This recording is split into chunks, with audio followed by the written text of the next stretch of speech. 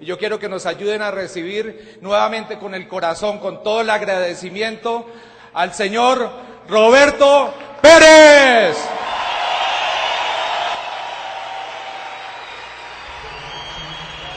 Muchas gracias, sinceramente.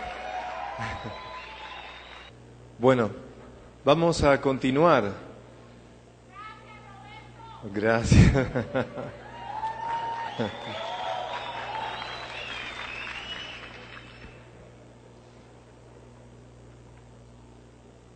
Quiero comenzar primero teniendo presente a este matrimonio que ayer nombré, a Gertrudis y Ernesto. Ayer Gertrudis nos decía en el grupo de los líderes que en su patria, en República Dominicana, cuando alguien saluda y dice ¿cómo estás?, es común que las personas respondan al ¿cómo estás?, la palabra es poderoso, ¿sí? Así es, ¿no es cierto? Poderoso. Y eso me llegó al alma. Creo que esa palabra indica salir de una actitud a veces medio melancólica y emocional, estoy bien, estoy mal, y empiezo a dar vuelta, ¿no? Agradezco a Gertrudis eso.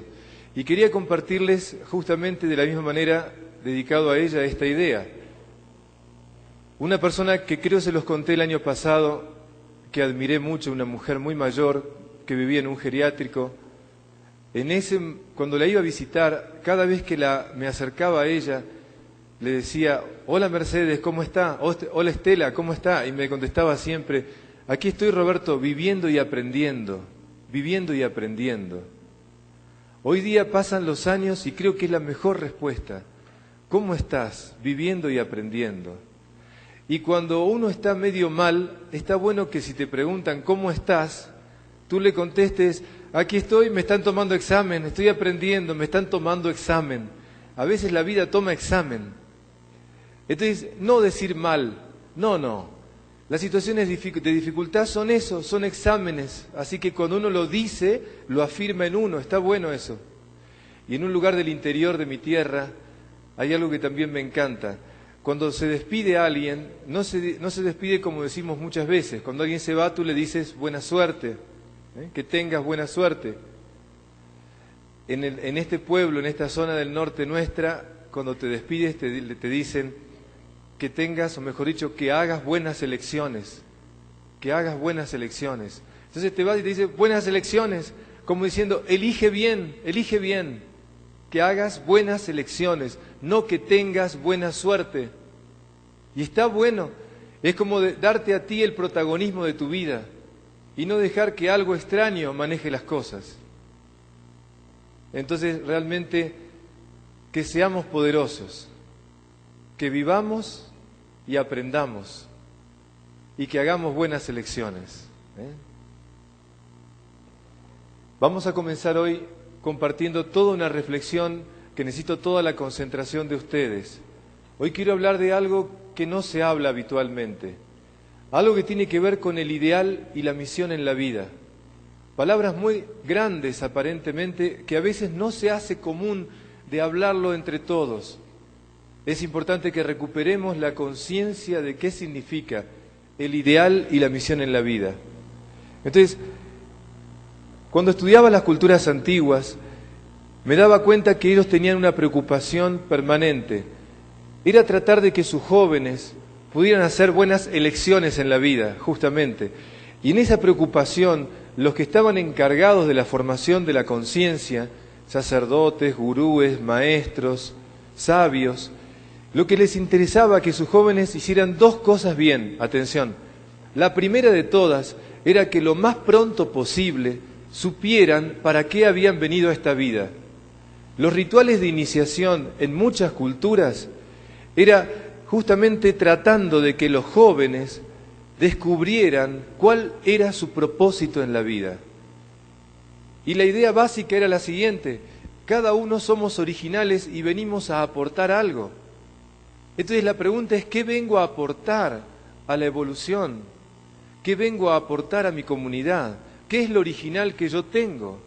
¿Qué es eso propio? ¿Cuál es mi misión? ¿Cuál es mi misión personal? Y para eso, como digo, había rituales de iniciación, ayudando a que la persona aprendiera a discernir esto. Y la segunda clave, se van a sorprender, en el trabajo justamente de este discernimiento de la conciencia, era que las personas, que los jóvenes, mujeres o varones, aprendieran a discernir cuál era la compañera o el compañero más adecuado para ellos. ¿Por qué se preocupaban por este tema? No era elegirle el novio o la novia, no era un tema de elección, era un tema de ayudarlos a discernir si tal o cual persona que estaban eligiendo era la adecuada. ¿Pero por qué? La razón de fondo es que cuando uno elige a una compañera o un compañero, lo que está haciendo es encontrando a alguien como compañero de vida para que me ayude a realizar mi propia misión en la vida. Lo que a ellos les importaba era que elija a la persona adecuada para que me ayude a realizar mi misión personal. Y yo tratar de ser para la otra parte el que lo ayuda, el que colabora para que desarrolle su misión personal. No sea que eso no ocurra, que la compañera o el compañero que tengo al lado, en vez de ser el que me ayuda, es el obstáculo más difícil para que yo desarrolle mi misión personal. Algún día conocerán a mi señora, estará aquí conmigo, y verán que no sería yo si no estuviera ella en mi vida. Y esa sensación de que la persona que está... Gracias. Gracias. Lucía es su nombre y ella es mi compañera de vida. Y no podría desarrollar todo lo que he hecho si no fuera por su acompañamiento, su cercanía, su apoyo. Esa sensación de sentirse apoyado, como decía ayer, vos podés contar conmigo, no es un tema menor en la vida de cualquier hombre o cualquier mujer. Muchos hombres y mujeres no llegan a realizar su propia misión porque la persona que tienen al lado es el peor obstáculo, por egoísmo del otro, por actitud posesiva, por lo que fuera. De modo que entonces trabajar por cuál era la misión en la vida y elegir el compañero o la compañera adecuada era para las culturas antiguas el centro en el trabajo de la formación de los jóvenes. No hay que olvidarlo. Entonces vamos a hacer juntos un estudio profundo de qué significa o qué queremos decir cuando hablamos el ideal y la misión en la vida. En Oriente a este tema le llaman el Dharma. La palabra Dharma tiene que ver con el propósito también. Entonces, en ese sentido, trabajar el propio propósito, el sentido de la vida, nos permite orientar nuestra vida. Vamos a ver entonces ahora, desde un desarrollo teórico, que les pido me sigan atentamente, qué significa hablar del sentido de la vida, de la misión en la vida. Y vamos a ver después, lo más importante, cómo me ayudás, Roberto, para que pueda discernir yo mismo sobre ese ideal de vida mío o esa misión personal. A ver si se ve bien allá, díganme. En la tradición griega había una palabra que es ethos, que significa ética, que tiene que ver con el estudio del comportamiento humano. Los griegos, igual que nosotros, tenían la misma preocupación. Y ellos, en su discernimiento del comportamiento humano, lo que les importaba era saber cuándo un comportamiento humano era adecuado, era bueno, cuándo el comportamiento de una persona, de una comunidad, era pleno, ayudaba a la plenitud, ayudaba a desarrollarse bien. ¿Cómo poder discernir eso? Entonces, en el estudio de la ética, en el estudio del comportamiento humano, ellos distinguieron dos cosas. Y en la forma de acentuar la palabra está la clave. Cuando acentuaban la palabra ethos con un acento circunflejo, hablaban de manera de ser. Y cuando lo acentuaban de manera común, hablaban de modo de vivir. Entonces, para los griegos había que distinguir muy claramente una cosa de la otra. Una cosa es entender el comportamiento como acto, como actos, y otra cosa es entender el comportamiento como actitudes. Y ellos se daban cuenta que había que buscar, discernir cuáles eran los actos que ayudan al desarrollo de la persona y cuáles eran las actitudes que ayudan al desarrollo de la persona. Cuando pensaban en los actos, entendían claramente que un acto es correcto cuando está de acuerdo a la ley, a la norma. Entonces los griegos entendían que cuando hablábamos del acto humano, era importante referirlo siempre a la ley o a la norma, y un acto será adecuado cuando está de acuerdo a la ley y no lo será cuando no está de acuerdo a la ley. La fijación de la norma pasa a ser importante. Cuando pienso la ética como manera de ser, cuando la pienso como actitudes, las cosas cambian. Ellos se daban cuenta que había en el ser humano actitudes que estaban en uno y que estaban más allá de un rol determinado o de un acto determinado. Tiene que ver con lo que yo dije ayer: las cosas no son como las vemos, sino que las vemos como somos. De modo que, de acuerdo a cómo uno es, de acuerdo a la actitud que tiene, va a ser su comportamiento afuera. Por ejemplo, si yo soy una persona pesimista, no solamente veo el lado vacío del vaso, sino que soy pesimista cuando juego a mi deporte, cuando hablo con alguien, cuando estoy con mis hijos, cuando estoy en mi trabajo.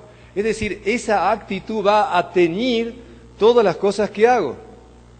Entonces la pregunta de ellos eran: ¿cuáles eran las actitudes que nos permitían desarrollarnos plenamente? Obviamente uno diría: Roberto, es básico. O sea, es más importante una persona optimista que pesimista.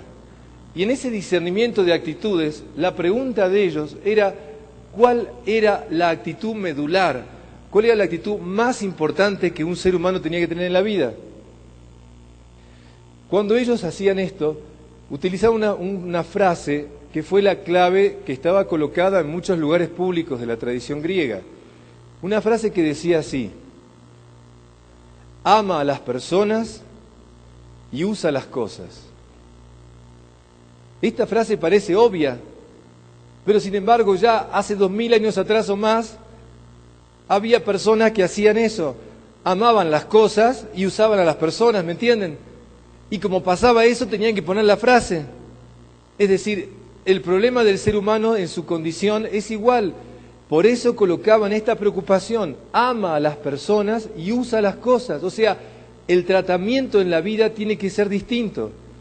Y a partir de esto, entonces, pensando en la ética como manera de ser, ellos entendían que la actitud fundamental en la vida de la persona era tener o una mirada cualitativa de la vida o una mirada cuantitativa en la vida. Es decir, o me preocupa o pongo por encima la calidad o pongo por encima la cantidad. O el norte de mi vida es la cantidad o la actitud fundamental en mi vida es la calidad. Esta manera de ver la vida, cuantitativa o cualitativamente, marca una diferencia sustancial. Cuando Roma conquista Grecia, en vez de trabajar todo este sentido de la ética, solamente se queda y reduce la ética a este concepto. Y por eso la moral latina es ni más ni menos que un ordenamiento de leyes para ordenar los actos humanos. La tradición cristiana va a tomar del derecho romano este sistema, y entonces cuando hablamos de moral y de ética, normalmente estamos refiriéndonos a ver los actos de acuerdo a las leyes.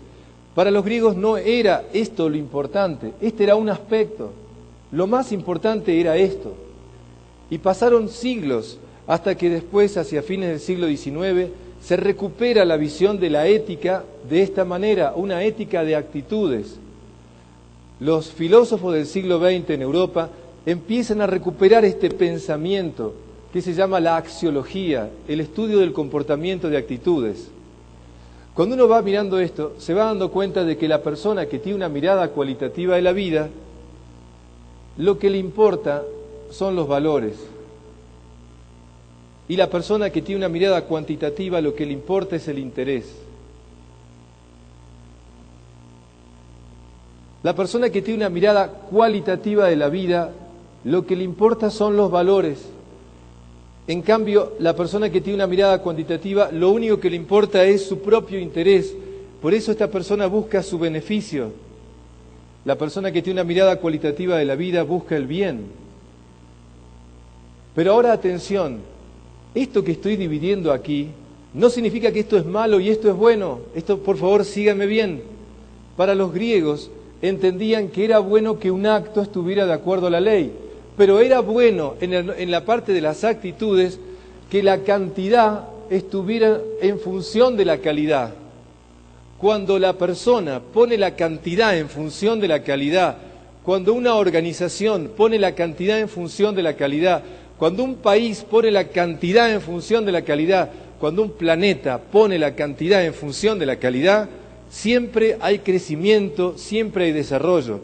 Cuando en función de la cantidad mato la calidad, cuando en función de la cantidad uso la calidad en esa función, la experiencia histórica de los pueblos y de las personas es que siempre terminamos destruyéndonos.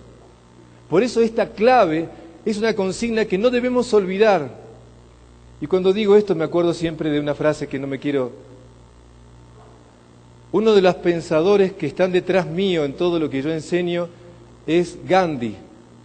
Él como pensador me enseñó a discernir muchas cosas.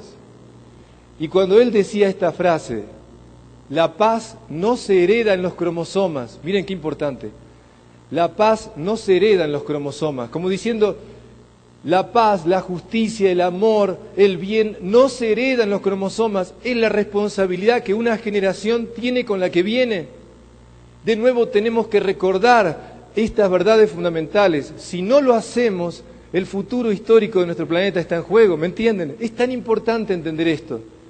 Volver a recordar lo fundamental.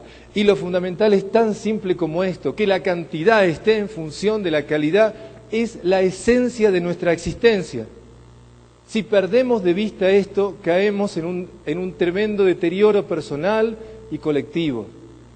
Entonces, Roberto, ¿está mal que una persona tenga intereses personales? No, si tus intereses están en función de los valores, perfecto. Ahora, si tú pones tus intereses y tu beneficio propio antes que nada, aquí tenemos las experiencias de los gobiernos y de lo que nos pasa. Porque la cosa pública, porque las personas que están en el lugar que deberían ser distintas, se interesan solamente en su beneficio, estamos como estamos. Lo que tenemos que recuperar es que mi beneficio tiene que siempre estar en orden al bien común. Y por eso, como decía ayer, cuando en una organización lo que se privilegia es que el liderazgo sea siempre para tratar de que los demás también sean líderes, en una organización donde lo que se privilegia es un sentido comunitario, vamos por buen camino. Cuando en una organización esto no es así y si privilegia el individualismo, lo mío, lo propio, sin importarme el del otro, vamos por mal camino. Y fíjense qué importante, en la formación de los jóvenes, el discernimiento de esto es clave. Cuando yo me quedo solamente en la ética como modo de vivir así, lo que dije ayer, uno termina cayendo en el cumplimiento. Y como decía, es el cumplimiento. ¿Por qué? Porque cumplo las leyes para que no me castiguen. Hago lo que la norma dice porque de esa manera tengo la ventaja. Y tengo la aprobación de los otros. En cambio, cuando yo me rijo por los valores, cuando yo me rijo por esta actitud cualitativa de la vida, lo que tengo es compromiso. El compromiso nace porque un valor se adhirió a mí y lo trato de vivir todo el tiempo. El compromiso es justamente el haber encarnado un valor. ¿Qué es una virtud? Una virtud es un valor encarnado que se hace operativo. Es eso. Si yo creo que la generosidad es un valor fundamental en mi vida y lo trato de vivir yo y trato de llevarlo operativamente, se transforma en una virtud. Para que un valor se transforme en una virtud se requiere que uno se comprometa con ese valor. Entonces, desde este lugar, por ejemplo, mi abuela, como les nombré ayer, ella me decía una frase que ahora tiene más vida para mí. Miren, cuando uno tiene una mirada cuantitativa de la vida, lo que lo rige es la ambición.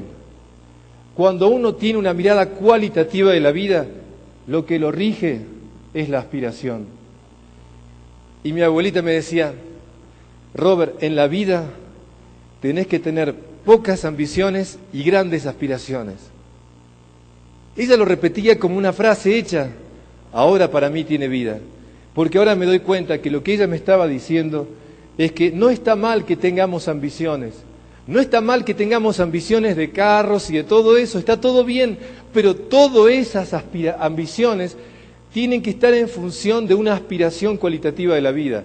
La ambición, la palabra ambición es correr tras lo que veo. La persona ambiciosa siempre está ansiosa, porque siempre corre tras algo. En cambio, la palabra aspiración es llenarse adentro. Entonces, la aspiración siempre es cualitativa. La ambición me lleva al exceso. La aspiración me lleva a la excelencia. Gracias.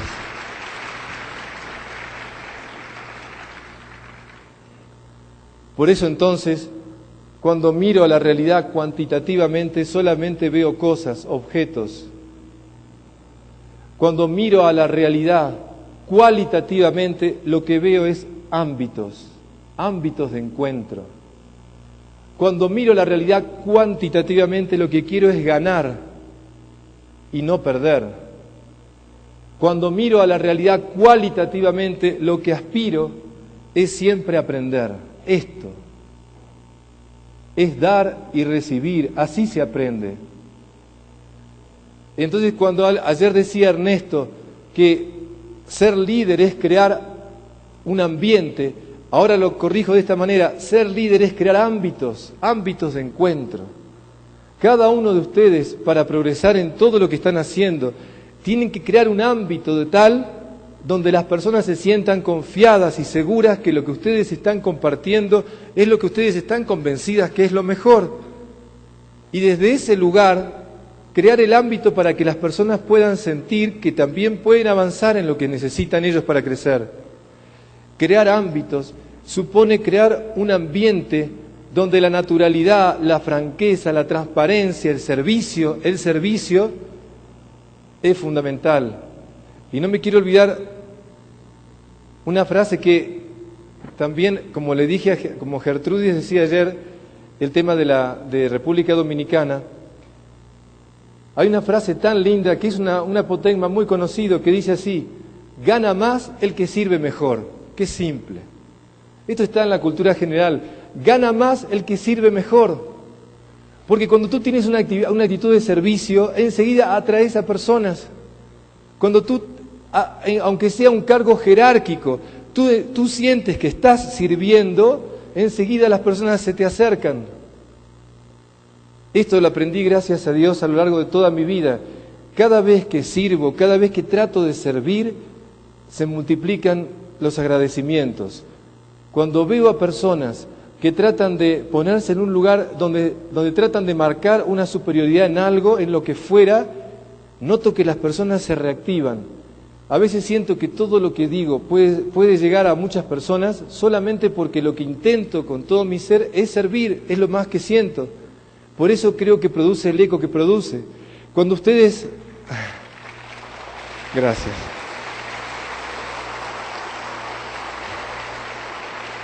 Gracias. Pero es totalmente de corazón.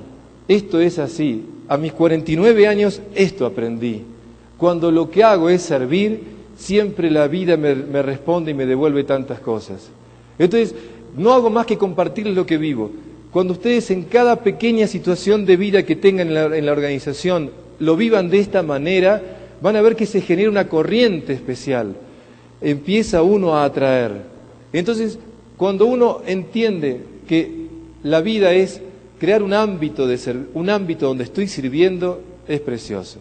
No hay cosa más linda que una mujer que, al darte, con todo respeto, no es la única función de la mujer, no me entiendan mal, pero cuando una mujer te sirve un plato de comidas con amor, como un servicio, uno siente que esa comida tiene algo especial. Las comidas de mi abuela seguramente que no tienen comparación, porque ahí hay algo, está cargado con algo. Cuando alguien te da la mano con una actitud de servicio, está cargado de algo. No olvidemos nunca que cuando una persona está sirviendo, como decía Ernesto ayer, genera confianza y una organización genera credibilidad. Cuando las personas que están aquí arriba están sirviendo, generan confianza. Y toda la organización genera credibilidad. ¿Me entienden? Esto es esencial. Y por eso entonces, cuando yo miro la vida cuantitativamente, lo que solamente veo son hechos. Cuando miro la vida cualitativamente, lo que veo son acontecimientos.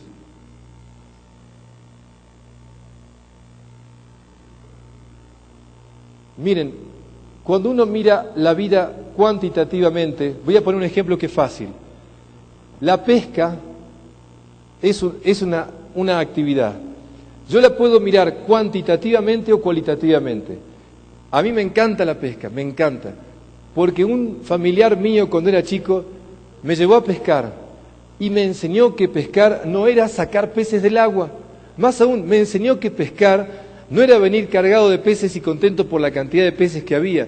Pescar era todo un ámbito, todo un acontecimiento, era toda una situación donde había valores y cosas que se vivían. Me enseñó el valor de preparar las cosas, de la paciencia, de la contemplación de la naturaleza, de cambiar de lugares, de esperar el pique, del diálogo, de ese mate compartido mientras se hacía el amanecer. Cuántas cosas que rodean a la actividad de la pesca cuando la miro cualitativamente. ¿Por qué? Al punto tal de que si sacábamos o no peces no era importante, lo importante es todo eso. Era la ida, la vuelta, el regreso, el diálogo, etc. Uno se daba cuenta que cuando uno miraba, cuando yo vivía esos momentos, venía cargado de tantas cosas más que de peces. A veces devolvíamos los peces al agua.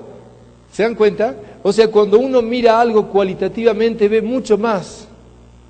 Entonces, cuando la persona entiende que la pesca es sacar peces, se queda lamentablemente viendo hechos. La diferencia entre un hecho y un acontecimiento tiene que ver justamente en lo siguiente. Cenar puede ser un hecho. Si lo veo como un hecho, es un lugar donde se juntan las personas para comer.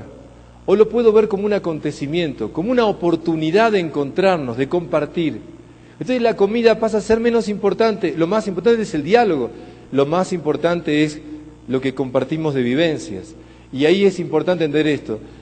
Cuando miro cuantitativamente una familia, puedo ver una casa, personas que conviven. Una cosa es convivir y otra es convivencia. Cuando miro, en cambio, cualitativamente una casa, veo un hogar. Entonces, en un hogar hay convivencia, en una casa se convive. Los animales también conviven. Los que hacemos convivencia somos nosotros. En un hogar realmente se aprende a compartir vivencias y la calidad de esa familia está en cómo comparten sus vivencias. ¿Qué te pasó? ¿Qué te aconteció? Como decía ayer, cuando mi diálogo solamente son noticieros de hechos, es un nivel. En cambio, cuando yo realmente miro la vida cualitativamente, no me importa lo que te pasó, sino lo que hiciste con lo que te pasó, o lo que aprendiste de lo que te pasó. Entonces, un encuentro familiar en una mesa es una oportunidad de contarnos qué te aconteció. Si no te aconteció nada, y bueno, lamentablemente, algo te está faltando aprender. Qué bueno es que aprendamos a compartir vivencias, que no significa solamente contar cosas dramáticas, sino, repito, es qué aprendiste de esa situación agradable o desagradable. La calidad de nuestra vida pasa por qué tipo de vivencias compartimos entre nosotros. Lo que hace que los adolescentes no se quieran levantar de la mesa es que realmente en ese diálogo compartimos vivencias.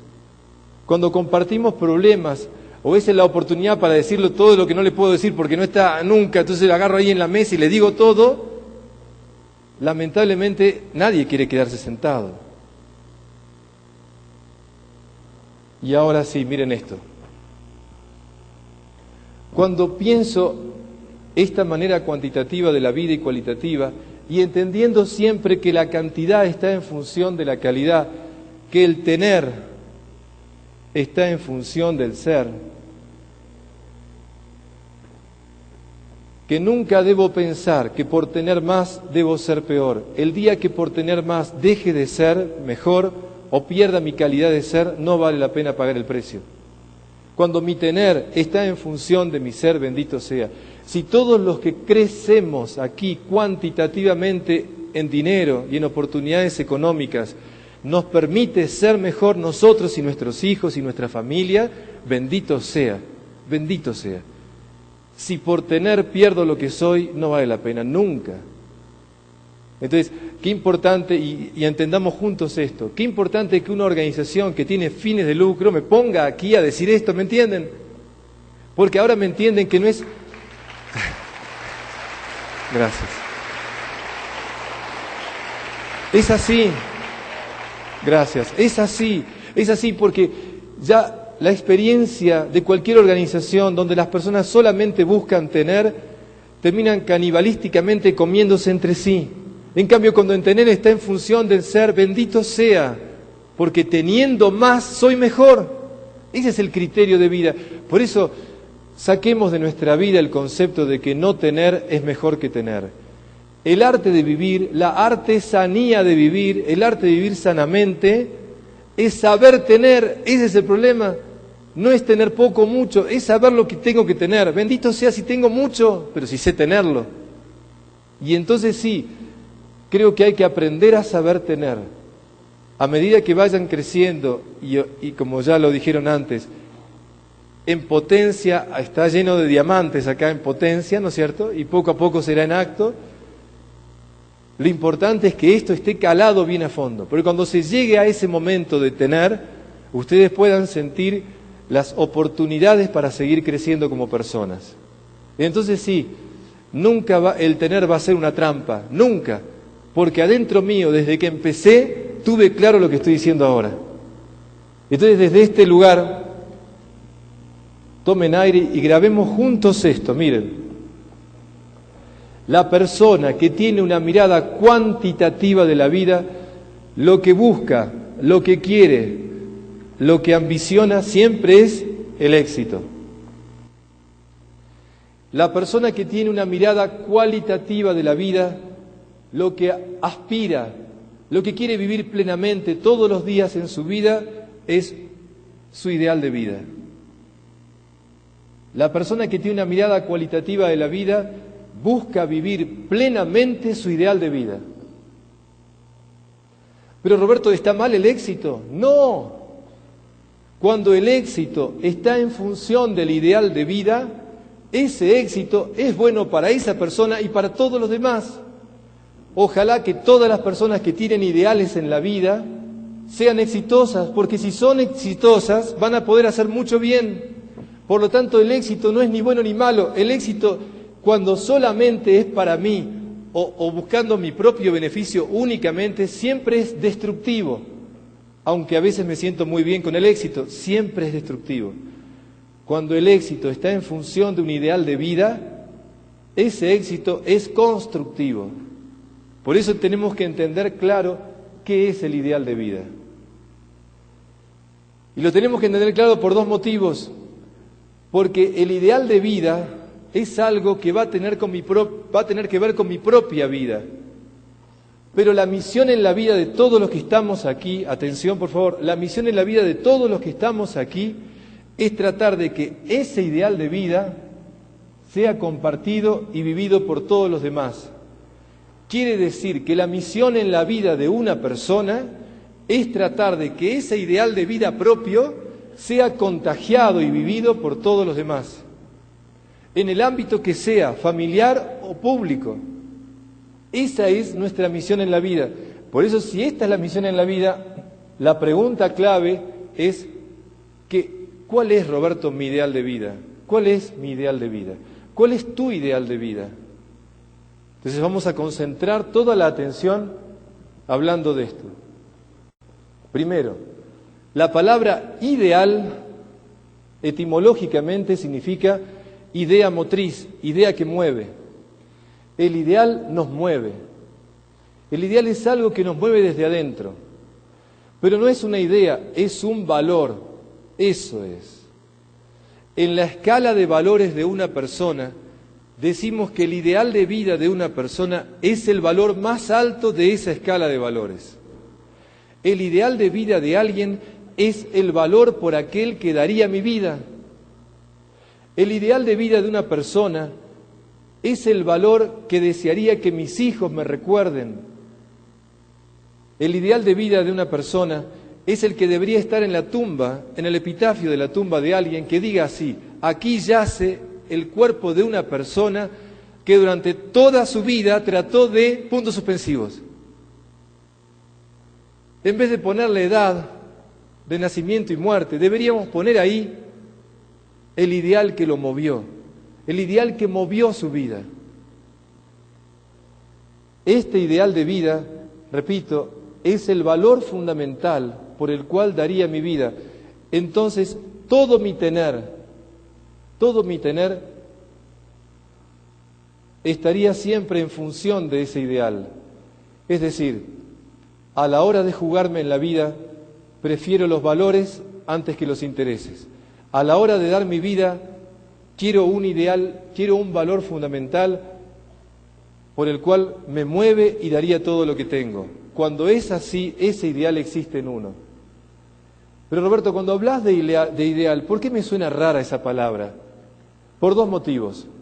Primero, porque lamentablemente dentro de la psicología, el concepto ideal quiere decir algo muchas veces como algo que se nos impone de afuera. O sea, terminamos viviendo nuestra vida de acuerdo a cierto ideal que por mandato los demás nos ponen. Entonces parece que la palabra ideal es un mandato colocado por afuera, padre, sociedad, religión o lo que fuera, que tengo que tratar de vivir. Entonces parece algo que es una carga más que un anhelo. En un sentido inadecuado, esta es lo que la deformación de la palabra ideal. En otro sentido inadecuado es que la palabra ideal suena a algo que está allá, a lo que yo quiero llegar, y como me veo a mí mismo y me veo siempre tan lejos de eso, ¿para qué voy a hablar del ideal? Me estoy amargando todo el día, mejor que viva lo que tengo que vivir, porque si pienso en el ideal me siento tan lejos que sufro, entonces mejor no hablemos. Entonces vivamos el día como podemos, no hablemos de ideales. No, la palabra ideal tenemos que recuperarla juntos. El ideal es un valor superior que ordena nuestra vida y la orienta. Entonces, Roberto, ¿pero el ideal es algo alcanzable o inalcanzable? Hay un autor que dice así: la grandeza de un ideal es luchar por él. Alcanzarlo simplemente es una recompensa.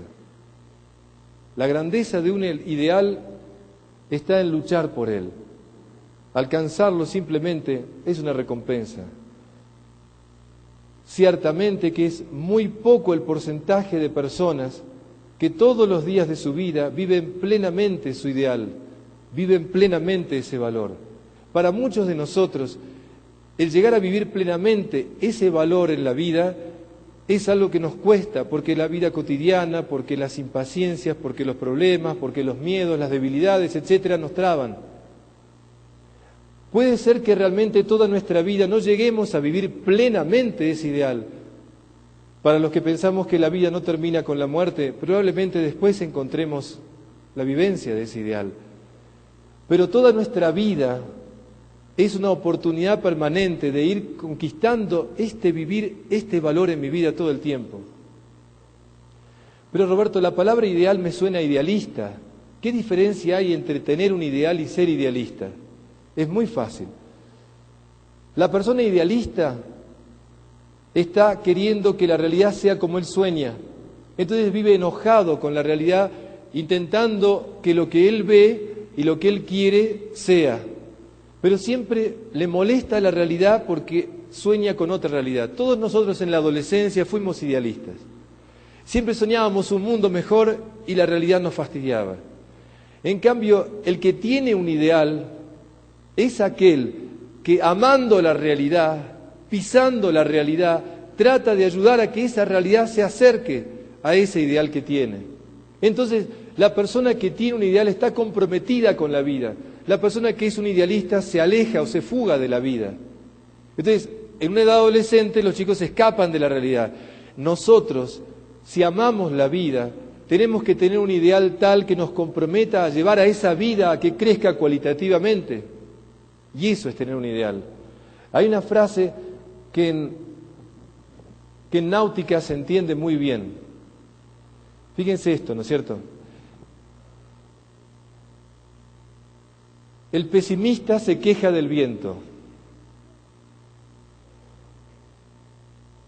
El idealista espera que cambie. El realista, que tiene un ideal, ajusta las velas. El realista, que tiene un ideal, ajusta las velas. Puedo ser un pesimista o un idealista, pero si yo tengo un ideal para llegar a algo y amo la vida, voy a atar las velas para llegar. Entre esas frases populares que me encantan, hay una que dice: el que no sabe lo que quiere, termina donde no quiere. Está bueno, ¿no? O aquel otro que dice, otra frase que dice así: para el que no sabe a dónde va, nunca soplan vientos favorables. También en náutica, ¿eh?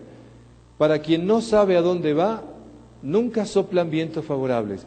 Si yo no sé cuál es mi ideal de vida, todas las cosas que me pasan me molestan. En cambio, cuando yo tengo claro mi ideal de vida, sé lo que tengo que decir que sí y sé lo que tengo que decir que no. Sé lo que me es favorable y lo que no. Por lo tanto, el tener un ideal me ancla en la vida, me hace saber a dónde voy y me hace ajustar las velas muchas veces. Entonces, Roberto, te entiendo que vos hablás del ideal como un valor, pero ¿cuál es el valor que rige mi vida? No sé decirte, o sea, si miro para adentro no puedo entenderlo. ¿Y cómo eso opera en mi vida? No entiendo cómo juega el ideal en lo cotidiano mío. Bueno, les pido que anoten un axioma de la metafísica de Aristóteles, que esto es clave para entender el valor del ideal. Dice así: lo que es último en el orden de la ejecución es primero en el orden de la intención. Repito, lo que es último en el orden de la ejecución es primero en el orden de la intención. A ver, Roberto, no te sigo. Un escultor, cuando toma el cincel y el martillo para esculpir, la estatua terminada está al final en el orden de la ejecución, está al final. La estatua terminada está después de todo el proceso.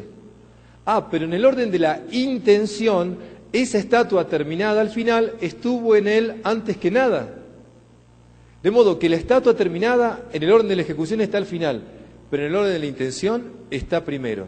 Y por eso cuando uno ve la piedad de Miguel Ángel, uno no deja de maravillarse, porque él dice que vio el pedazo de mármol, inmediatamente sacó lo que sobraba, y en 4 días y 3 noches, en forma febril, hizo esa obra de arte.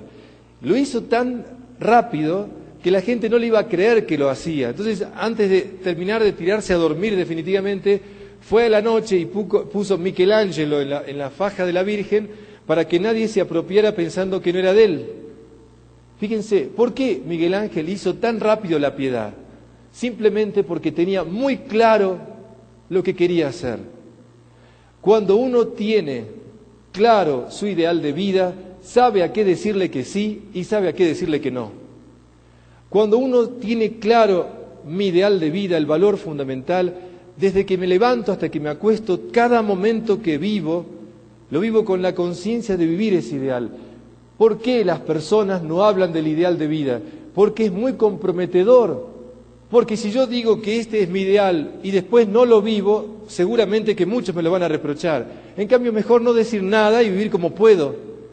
La persona que vive, que es consciente de su ideal de vida y lo dice, se compromete ante los demás. Y lo que hoy estamos necesitando es justamente personas comprometidas. Qué bueno es que yo te pueda ver y decirte: ¿cómo te llamas, fulano? ¿Cuál es tu ideal de vida? Mi ideal de vida es este, así, como si fuera lo más natural de vida, ¿me entienden? Del mundo. ¿Qué tal si nos presentáramos desde ese lugar? No desde qué títulos tenés, dónde vivís y todo eso. ¿Cuál es tu ideal de vida? ¿Qué te mueve en la vida? Yo te digo el mío. Y lo digamos con naturalidad, con espontaneidad. ¿Saben por qué no lo decimos? Porque mejor no decir nada para que los demás no se den cuenta mi mediocridad muchas veces, mi chatura. Por eso es comprometedor hacer consciente el ideal de vida. Y con todo respeto, deseo que desde esta mañana, cuando siga ahora explicándole lo que me falta, cada uno se levante con el ánimo de intentar comprometerse a decirse a sí mismo y manifestarlo si lo desea, cuál es tu ideal de vida. Entonces decía, ahora miren esto, el ideal de vida, Roberto, de acuerdo a lo que dijiste, es un valor que está en mí, entonces, al momento de que hago cada cosa, claro, hasta como me lavo los dientes, hasta como te saludo a la mañana, hasta como trato al agua, hasta como agradezco el aire, hasta como miro al sol, hasta como saludo a la persona que se me aparece en el trabajo la primera vez. En todo eso se ve tu ideal de vida, se ve qué te mueve, qué valor tenés. Si tenés una mirada cuantitativa o una mirada cualitativa de la vida, se ve ahí. Y estoy convencido de algo que a los que puedan llegar a Punta Canas van a entenderme lo que digo, porque ahí lo voy a desarrollar más. Estoy convencido que la Madre Tierra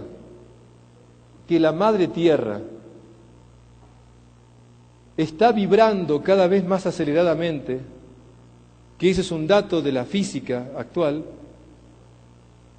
porque de alguna manera está tocando un receptor que todos tenemos en nosotros, que está aquí, en este lugar. Y este receptor lo tenemos las personas que tenemos una mirada cualitativa de la vida.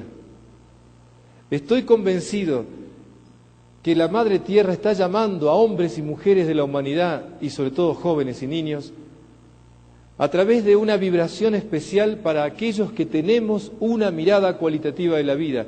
Algo nos pasa acá. Estoy seguro que si le diera el micrófono a más de una persona, me diría, tenés razón, Roberto.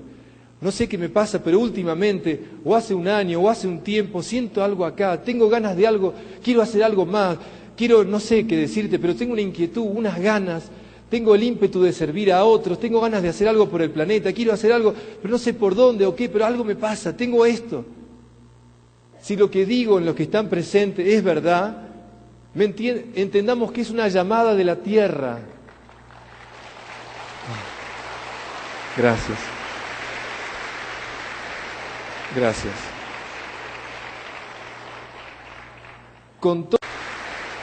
Gracias.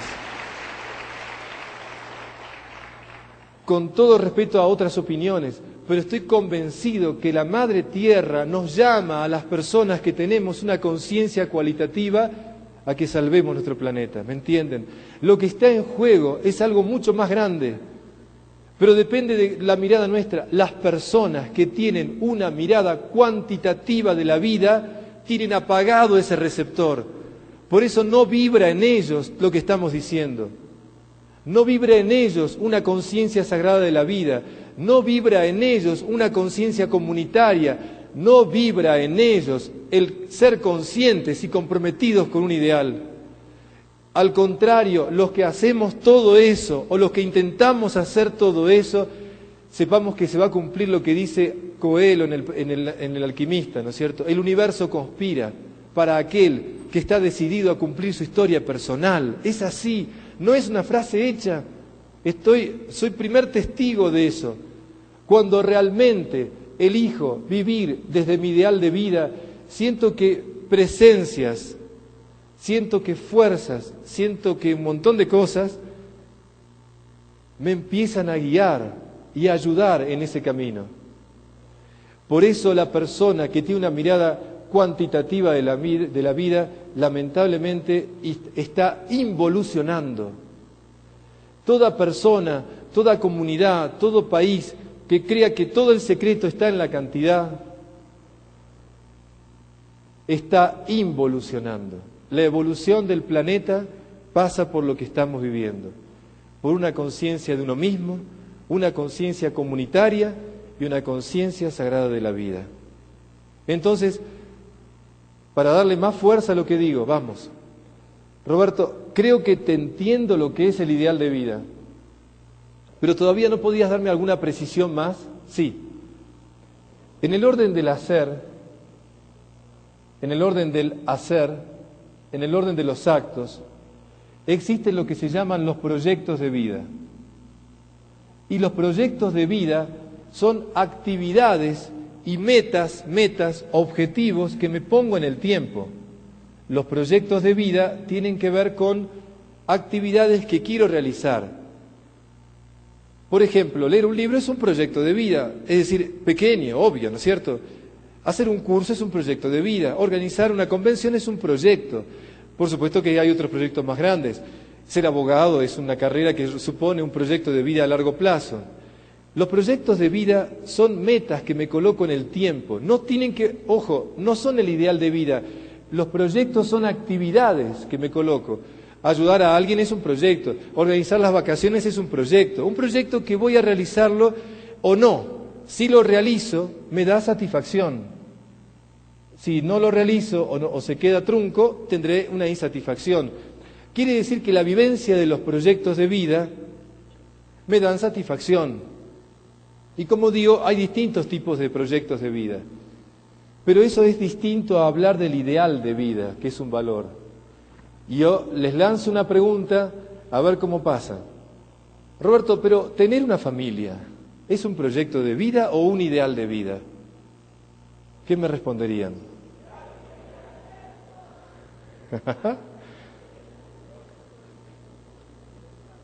Porque ahora, claro, son las dos cosas, es más que un proyecto. No, es un ideal, pero también es un proyecto. ¿Pero qué es?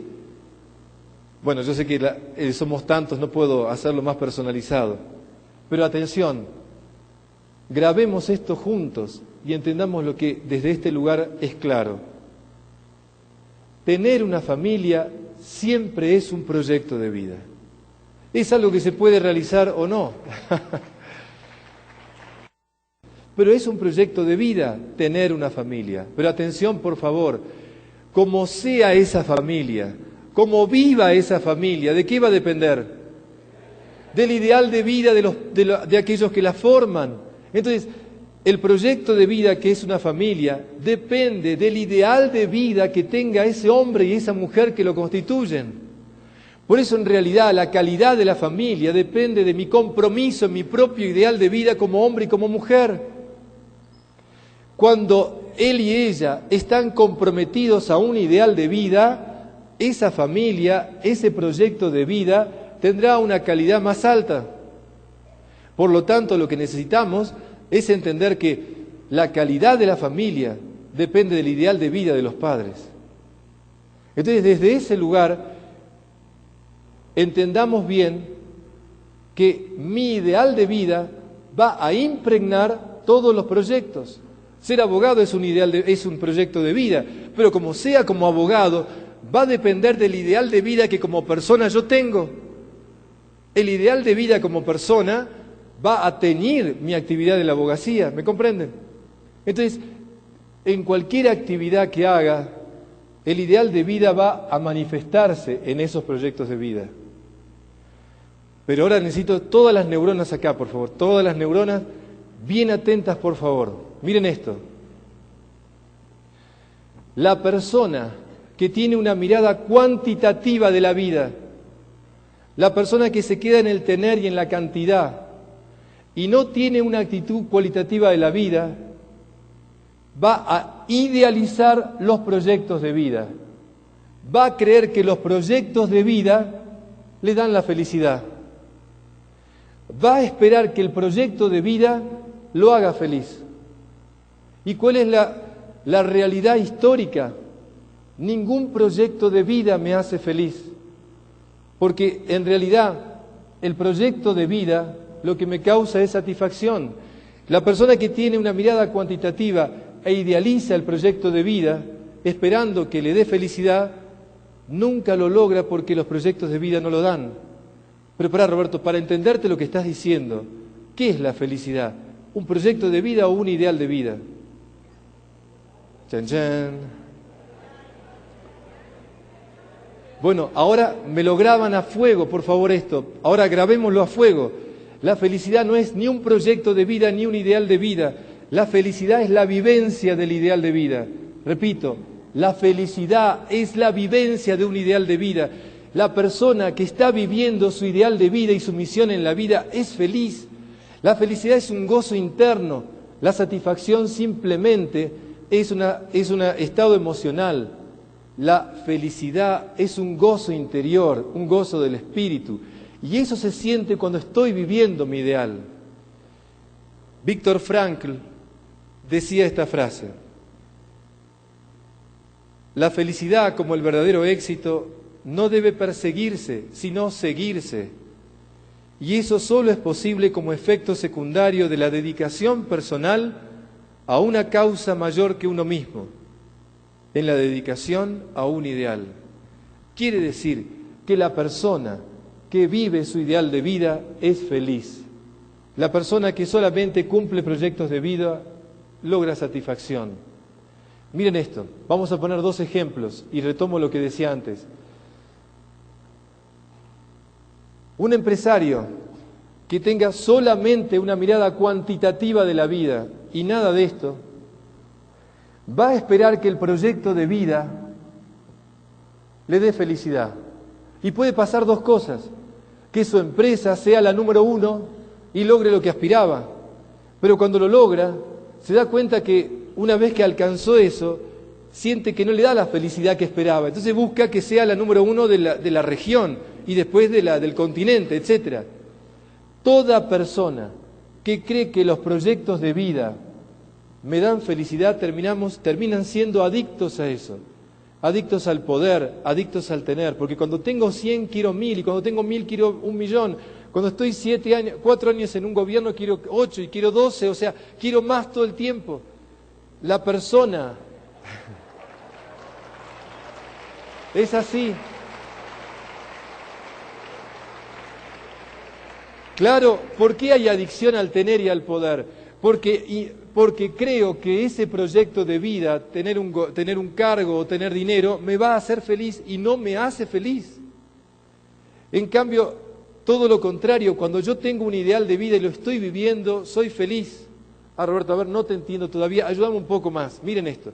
Cuando nació mi primera hija, Florencia, el día que nace ella, había una gran satisfacción porque se cumplía el sueño o el proyecto de tener una hija. Entonces estábamos con un enorme gozo interior porque sentíamos que se cumplía ese proyecto después de 3 años de compartir nuestra vida matrimonial. Pero en ese mismo momento que se cumplía el proyecto de vida y la satisfacción del nacimiento de Flor, también estábamos viviendo la felicidad porque en el nacimiento de ella se estaba cumpliendo nuestro ideal de vida. Entonces sentíamos 2 cosas. Por un lado, la satisfacción del proyecto cumplido, pero por otro lado, la felicidad, porque ella era la muestra viva de nuestro propio ideal de vida, ¿me entienden? Ojalá que todos los niños que nazcan en el mundo produzcan eso, la felicidad porque son esperados, la felicidad porque son la manifestación de un ideal de vida, ¿me entienden? Si eso es así, entonces, al mismo momento pasaron las 2 cosas, y pasó el tiempo, y las fotos se pusieron amarillas, y el momento del nacimiento quedó registrado en una cámara, y eso fue pasando. Cuando pienso para atrás recuerdo la escena y me acuerdo de los momentos de satisfacción. La satisfacción pasó, pero cada vez que llevo a Flor al colegio como a Sebastián, todas las mañanas, la felicidad que tengo adentro, porque ellos son la manifestación de mi ideal de vida, eso no se apaga nunca, ¿me entienden? Eso está siempre en mi corazón.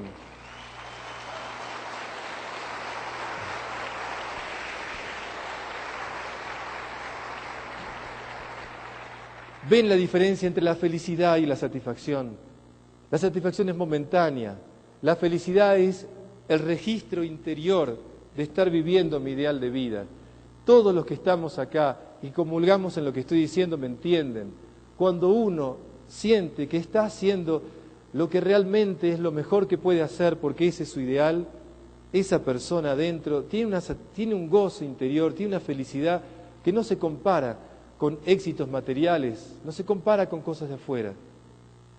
Entonces, creo que te sigo entendiendo, Roberto, pero ¿qué pasa si el empresario que colocó en ese proyecto de vida todo, no logra que su empresa llegue a ser la número 1?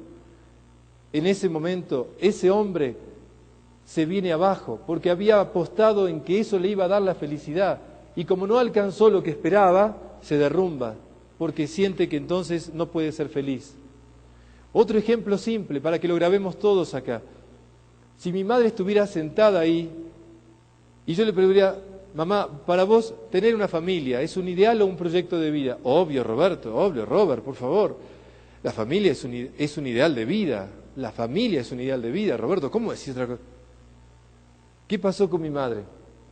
Mamá, como mujer de una generación anterior, apostó a pensar que la familia era un ideal de vida. Y por supuesto, ella como persona no se buscó un ideal de mujer propio. ¿Y qué pasó? Su búsqueda de constituir la familia lo logró. Y de hecho se casó y tuvo 2 hijos. Mamá entonces sentía que ese proyecto de vida la hacía feliz. ¿Qué ocurrió? En la adolescencia mi hermano se va a Inglaterra, yo entro a un seminario y de pronto, mi padre es marino mercante y viaja todo el tiempo, de pronto todo ese proyecto de vida que a ella ilusionadamente le iba a hacer feliz se derrumbó. Ese año tuvo una depresión tan fuerte de 7 meses en cama con medicación que le duró toda la vida hasta que falleció el año pasado. Y toda su vida fue siempre sintiendo que algo le faltó. Claro, ¿qué es lo que le faltó? Ella se olvidó de ser ella misma, se olvidó del ideal de mujer. Había apostado a que ese proyecto la iba a hacer feliz. Y lamentablemente, repito, nuestros hijos y las personas que amamos son compañeros de viaje en la vida para compartir y crecer juntos. Pero cada uno de nosotros tenemos el deber indelegable de descubrir cuál es lo que tengo que aportar en la vida, mi propio ideal. Y entonces sí, cada uno tenemos que compartir desde nuestra plenitud, no esperando que otros, un proyecto cualquiera sea, me haga feliz. Mi felicidad va a partir de mi compromiso con mi ideal de vida y la vivencia de ese ideal de vida. Entonces, si mamá hubiera entendido esto, se hubiera preocupado de ser ella mujer, sabiendo que como mamá había muchas vicisitudes de la vida y que podía pasar esto o aquello, que su proyecto por ahí no se cumplía como ella esperaba, pero la felicidad no iba a depender de eso, sino de su ser mujer. Hasta que mamá se fue, siempre añoraba y sufría porque su proyecto de vida no se cumplió y siempre hablaba de lo mismo. Y siempre sentía que en la vida ella lo que era mamá y se había olvidado de ser mujer. ¿Se dan cuenta? Entonces, qué importante es que redescubramos esto. Roberto, te voy entendiendo, pero todavía me falta algo más.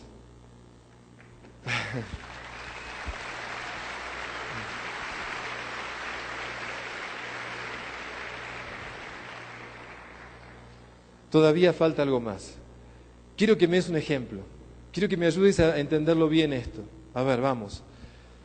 Antes de darle un ejemplo que quiero con esto ya cerrar, quiero todavía antes que entendamos esto. ¿Cómo se hace para saber cuál es mi ideal? Primero, pensemos a quienes admiramos nosotros o a quienes admirábamos cuando éramos más chicos. Recordemos a ver aquella persona viva o del pasado que nosotros admirábamos. Y van a ver que a esas personas que admirábamos o que ahora admiramos, las admiramos porque vemos en ellas algún valor o algunos valores que para mí son importantes. Quizás cuando pensemos en esto descubramos que ese valor que admirábamos en esa persona es ese valor que realmente yo deseo vivir en mí o deseaba y me olvidé en el camino. Repasemos dentro nuestro qué valor admirábamos en esas personas, ¿me entienden? Y recuperemos en nosotros pensar si ese valor no estuvo o no está en mí todavía vivo y vigente. ¿Cómo darme cuenta de eso? Voy a ponerles un ejemplo bien claro y los invito a que recuerden lo que dije recién de buscar a quienes admiramos y qué valor pensamos que eran importantes para nosotros. Un día di esta conferencia a un grupo de hombres y cuando doy la conferencia al terminar se acerca uno de ellos y me dice: Roberto, quiero verte en 2 semanas, por favor. ¿Cómo no? Me siento en un bar con él y me dice esto: mira, Roberto, soy médico, hijo de médico y nieto de médico. Toda mi familia, la medicina era importantísima. Y para mí ser médico es algo que está en la sangre, no sé cómo decirte. Yo nací ya con la medicina y me siento que esto tiene que ver con mi vida. Pero una semana antes de que vos hablaras, pasó algo en mi familia que me conmovió. Mi hijo de 17 años que termina el secundario se acerca y me dice: papá, no quiero ser médico porque no quiero ser como vos. Así nomás. Él quedó plantado. Quería defenderse, pero se sintió como acobardado. Sentía que su hijo le estaba diciendo algo que a él le resonaba. ¿Por qué? Porque él hacía un tiempo que sentía una insatisfacción de fondo, algo que no les resultaba. Él se daba cuenta que algo andaba mal, pero no sabía por qué. Y su hijo con sus palabras lo había puesto frente al problema. En ese momento, más que reaccionar o atacarlo o defenderse, se cayó y esperó. Cuando llegó la conferencia mía y escuchó todo lo que dije, dijo: llegó el momento. Me escuchó atentamente y cuando estaba sentado conmigo me dice: mira, Roberto, tomé una decisión. Dentro de 3 semanas parto para Bosnia, porque voy a trabajar como médico sin frontera en esa zona y quiero recuperar algo que perdí. No sé qué es, pero algo me dice acá, que tengo que recuperar algo que perdí. Y tengo estas ganas realmente de ver si reencontrándome en una situación como esa, me doy cuenta de algo que en lo cotidiano no me doy cuenta. Hablé con mi señora, miren ahí, y ella me dijo: mira, te quiero, ¿estás convencido que podés perder la vida, no es cierto? Y yo le dije que sí, pero que estaba decidido realmente a recuperar algo y volver con todas las ganas en eso. Entonces ella me dijo: yo te apoyo. El apoyo de ella, me contaba él, que fue decisivo. El padre y el abuelo decían que estaba loco, y los amigos también, y sentían que no tenía que irse tan lejos para buscar su ideal de vida. Pero él adentro sentía que tenía que hacer algo para desconectarse de lo cotidiano que lo absorbía y encontrarse consigo mismo. Y así fue. Cuando me dijo esto, le dije que lo hiciera, que ojalá encontrara lo que buscaba, y que lo esperaba a la vuelta. Se va para Bosnia. A la semana llega una carta. El primer viernes llega la carta en donde él escribe a su familia y adjunta a la carta una carta donde coloca una foto de Polaroid de un niño que no tenía brazos y que en la foto se veía sonriente el nenito, y él relata la historia de ese chico, lo que le estaba pasando, su familia, cómo había estado todo dramáticamente. Todos los viernes llegaba a la casa una carta que él mandaba en donde siempre adjuntaba una foto con la historia de ese grupito de chicos o ese chico que estaba o esa nenita que estaba ahí. En la casa todos los fines de semana se leía la carta. Más aún, empezaron a llevar las copias de la carta al consultorio, entonces sacaron las revistas que había y pusieron las copias de la carta. La secretaria empezó a tener copias porque la gente le pedía para llevar a la casa de cada uno. En el colegio los chicos empezaron a llevar las cartas para ser leídas en las clases. En la revista del colegio pusieron las cartas como testimonio. De pronto él no suponía que sus cartas tenían todo ese efecto. Increíblemente pasaron los meses y a los 6 meses se cumplió el tiempo y regresó. El día que él regresa a Ezeiza, que es el aeropuerto internacional allá, el día que él regresa, mientras él estaba acercándose a la escalera mecánica para bajar, un montón de gente había ahí abajo esperándolo, con carteles, amigos, familiares, pacientes, todos ahí. Yo estaba ahí. Y en ese momento, cuando él empieza a bajar, todos empiezan a aplaudir. Y él ve gente aplaudiendo y mira para atrás porque estaban pensando que venía uno famoso, alguien. Y se da cuenta que era para él. Fue tan fuerte la emoción que se puso a llorar. Y cuando bajaba la escalera mecánica llorando, yo no pude aguantar, todavía me cuesta cuando lo cuento, todos empezamos a emocionarnos. Yo estaba re emocionado y cuando él baja, lo primero que hace es abrazar a su grupo familiar y de pronto, estando yo cerca de él, escucho que su hijo mayor se acerca, lo abraza y le dice: papá, quiero ser médico como vos.